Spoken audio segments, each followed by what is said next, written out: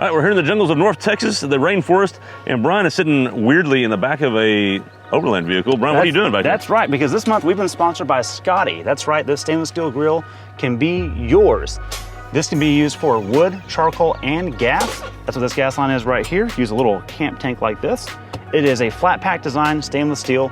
You can have this thing assembled in 2 minutes, and within 15 minutes of use, you can take it apart, put it in this heat-resistant package, and be on your way. If you're interested in winning one of these for yourself, all you have to do is subscribe to Texas Truck Channel and comment on any video in the month of June.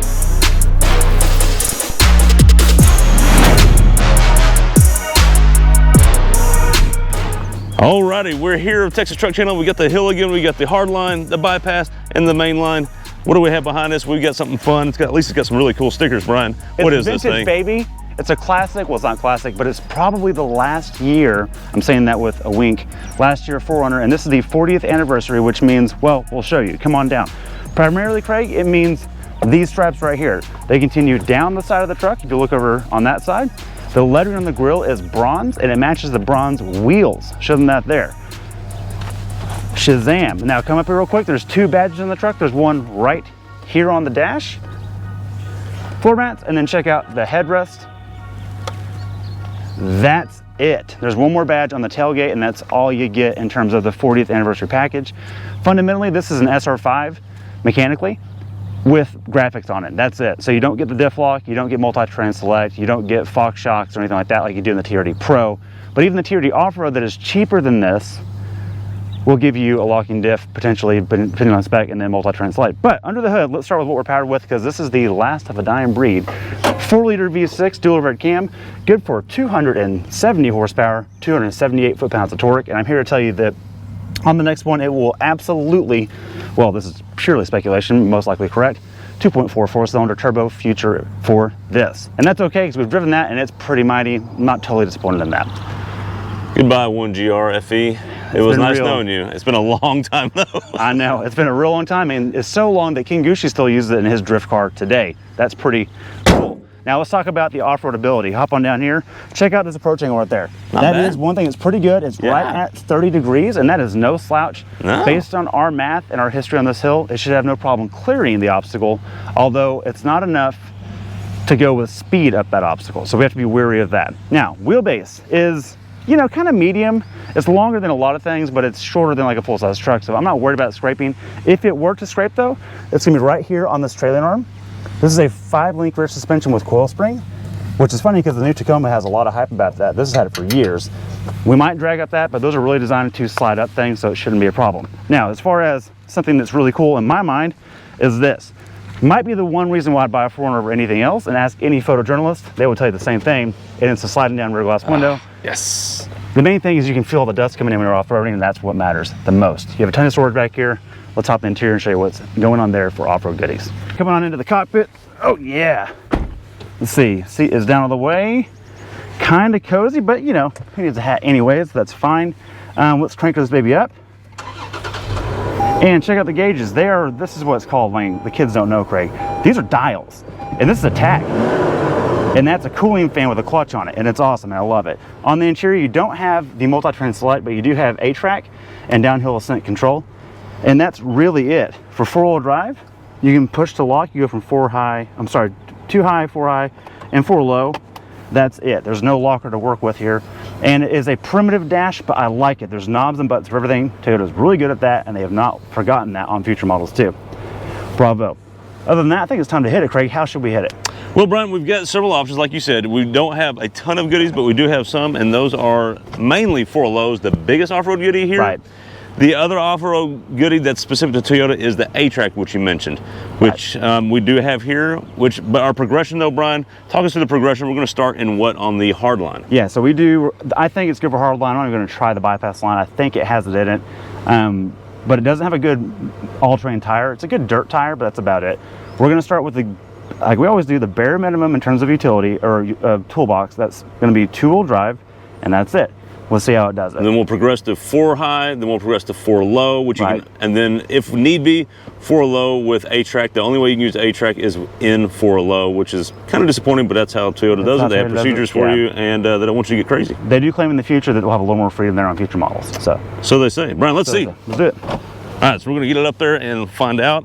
I have a feeling it's gonna really struggle in 2-wheel drive only mode, mainly because of tires and lack of locker in that mode. So, but we'll see.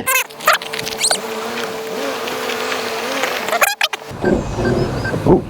All right, I'm turning traction off. It's already reacting, and it's kind of getting in the way. So we're already starting to slip. Not even at the obstacle yet. We're getting to the obstacle, and that's about as far as we're going to get. Okay. So, completely as we predicted, Brian, we got to the obstacle in 2-wheel drive, but we're going to go to the next mode, which is what? I'm actually going to try traction on real quick and see if that makes any difference at all. Let's try it. Real quick.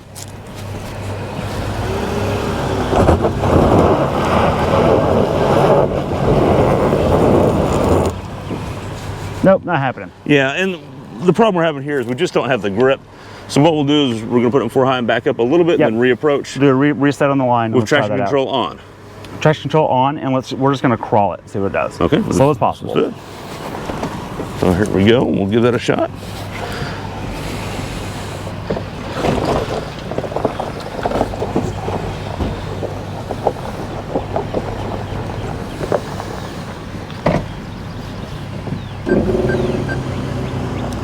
All right, this attempt is in 4 high. Let's see what happens. See if we can get to the obstacle and over it. Gonna keep crawling, keep crawling. Good, good on approach, good on approach.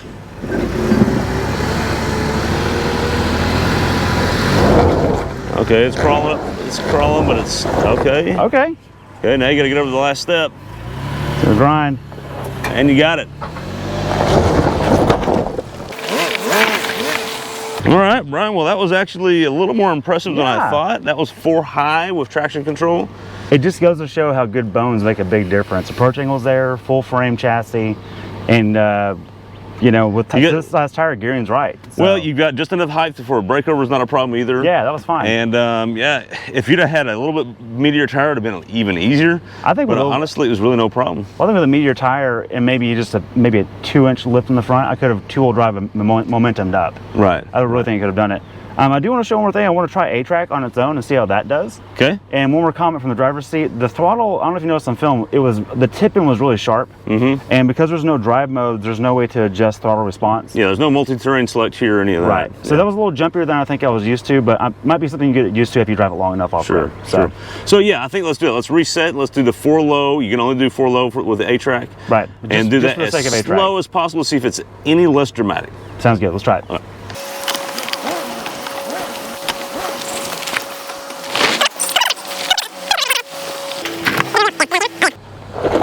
Woohoo! Okay. All right, boys and girls, we're gonna put it in a 4 low and try A-Track and see what happens there. So, all right, to do that, what do we gotta do? We've got to put it in neutral. Okay. We are currently in neutral. You can tell right here by the gauge cluster, and then down here is the selector knob for traction or for 4-wheel drive. Push this lock key, and you can go to 4 high. Oh, it just clicked. There we go. Now it's engaged the center transfer case, so it's now 50-50 split. And you can't go from 2 high to 4 low. You've got to step it down in this generation Toyota. You can't just jump to it without it giving you a warning message. Now you've got 4 low engaged. Okay, now we're in, just like that. 4 low, now your forward collision is off, so you don't have object detection. And then your traction and stability control are off, which just makes things more fun. Put it back in drive, you're set. We're now in low range. And then what we're gonna do is we're gonna turn A-Track on when we get to the hill here, and we're gonna see if that helps at all. Right there. Go as slow as we can. Get to the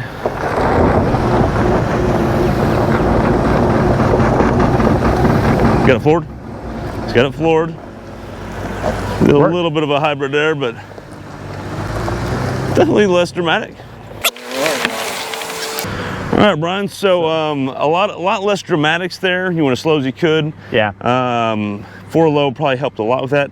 but A-Track did as well. Well, the reason why I did the hybrid line, I was trying to unload the ground force in the left front and the right rear, because we proved earlier in 4 high it didn't need the system anyway, so it wasn't even going to show what it did.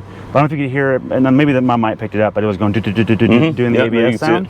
But it was less dramatic than I remember it being on the Tacoma we had about a year ago. The Buck and Bronco. The Buck and Bronco, it wasn't doing that. Well, that was the multi-terrain select though that did that. Is that what did that? Okay. So this actually worked pretty smooth. It just felt like traction control. It didn't feel like anything special. So that's kind of all it is. So there we go. Modern traction control is pretty good, even in an old dinosaur like this. It worked. Probably the last time you're going to get your hands on one of these. Get it while you still can. The new one's coming. The new one's going to be good in a bunch of different ways and reasons. More on that later. But for now, thanks for watching. Stay tuned for more hill tests. We've got another one actually right behind this. We won't tell you which one, but stay tuned. See you next time.